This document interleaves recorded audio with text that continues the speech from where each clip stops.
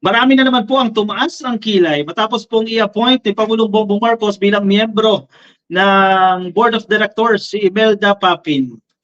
Nako, ang mga bitter dyan naglabasan, no? Bakit daw po si Imelda Papin yung in-appoint? Okay na yan kaysa taksil, di ba? Kaysa mag-appoint ka nga dyan, tataksil lang, sasaksakin ka sa likod niyan, o magiging pabigat ka pa sa presidente, mahirap-hirap yan. Oh, yan ang question ng mga bitter ngayon. Bakit si Imelda Papin? Yan, kung may isang linggong pag-ibig daw, isang linggong ano daw yan, kupitan daw yan, o kung ano ang sinasabi nila. At kinekosyon nila, ano yung qualifications ni Imelda Papin? Bakit siya binoto dyan? So pag-usapan natin yan, at silipin natin ang profile, ang political profile ni Imelda Papin. So nasa balita ito ng Politico.com, Marcos loyalista appointed, exclamation mark, Imelda Papin joins PCSO board. Ang sinasabi kasi, nagbabasa ko ng mga comments, sabi nila, bakit daw pinasok sa cabinet? Sa cabinet, gabinete, ka-coffee, di PBBM ito si Imelda. Hindi po siya secretary. FYI, hindi siya secretary, ka-coffee. Hindi siya miyembro ng gabinete. Siya po director lamang po, board of directors. Miyembro lang po siya ng BOD, board of directors ng PCSO. Hindi po siya secretary. Baka iniisip kasi nila secretary ng PCO. Hindi. Kasi sabi nila, paano daw, ano daw gagawin niya sa gabinete, etc. etc. Direktor lang po ng PCSO, hindi sekretary ng PCO.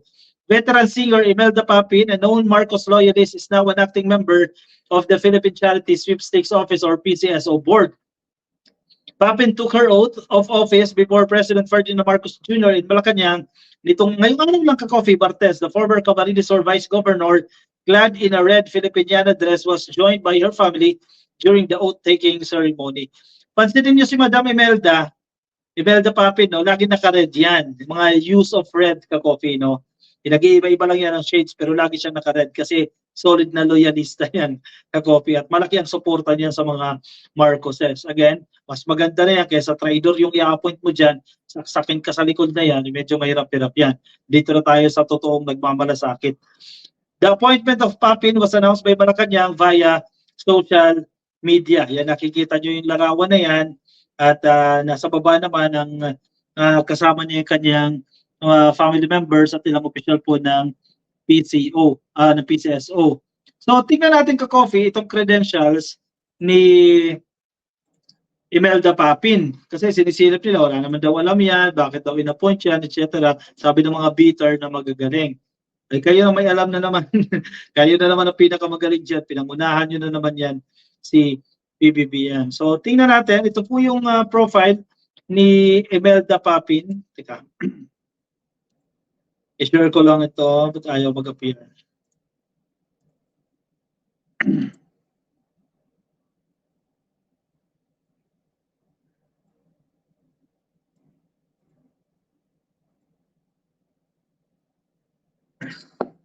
Kaya maraming bitter eh.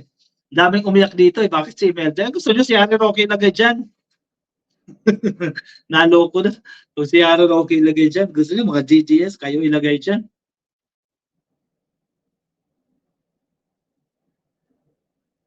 Ayan, mula ito sa Impact Manila ata ito. Itong art card na ito.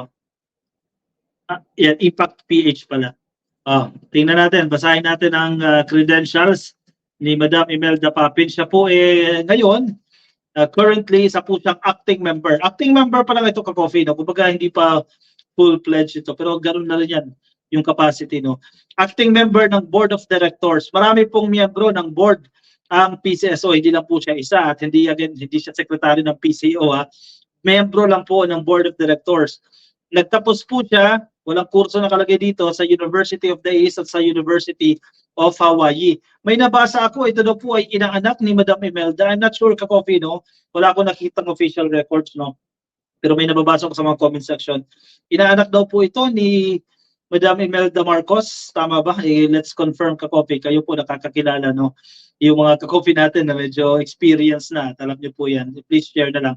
Basahin din natin yan. So si Madam Imelda Papin po nanungkulan din po bilang Vice Governor ng sa Bicol, sa Camarines Sur. 2 beses po naging Vice Governor yan. Kahit paano din naman, may experience din naman siya sa governance, no, sa panunungkulan. Kasi twice siya naging governor, 2019 to 2022. O 3 taon din yan. At noong 1998 to 2004, ilang taon yan? 6 na taon yan, 2 term yan. O 9 years din ang karanasan niya bilang Vice Governor ng Camarines Sur. Sa tingin ko naman, enough din naman yan. Feeling ko makakapag-ambag din naman siya sa lamesa ng PCSO. Tumakbo rin siyang gobernador noong 2022 pero hindi po siya swinerte. At ganoon din po, hindi rin po siya swinerte noong 2016 sa congressional candidacy niya. Ganoon din sa noong 2013 sa San Jose del Monte Lone District, tumakbo rin po siya bilang congresswoman, di rin swinerte. 2010, under Bangon Pilipinas, tumakbo siyang senador. At sa Camarines Sur noong 2004, hindi rin swinerte. At sa pagka-gobernador noong 1995, hindi swinerte itong si Imelda Pampin. So, madaling sabi, hindi araw-araw Pasko kay Imelda Pampin. May mga malas days din naman siya dyan. Pero ito, siguro, syempre, kaya ka-in-appoint siya nagtitiwala sa iyo ang presidente. Di ba? Bakit kaya appoint siya kung hindi ka nagtitiwala dyan? And ganito, respeto na lang natin. Respeto natin yung naging desisyon ng presidente. Kasi pinagkakatiwalaan niya si Imelda Pampin.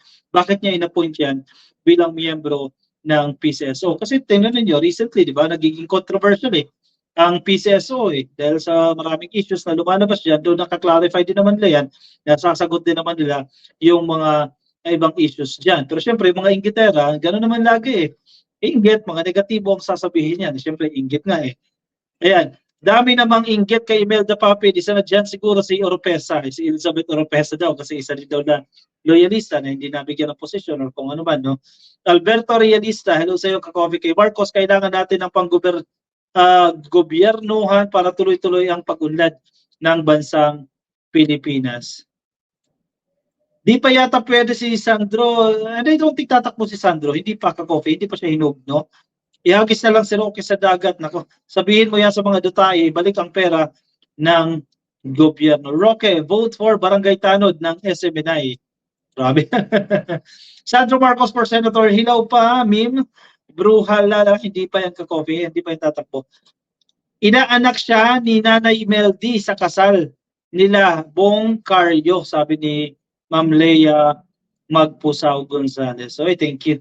Bata pa si Sandro, sabi ni Dory Mamawag. Yes po, hindi pa po yan ka-coffee.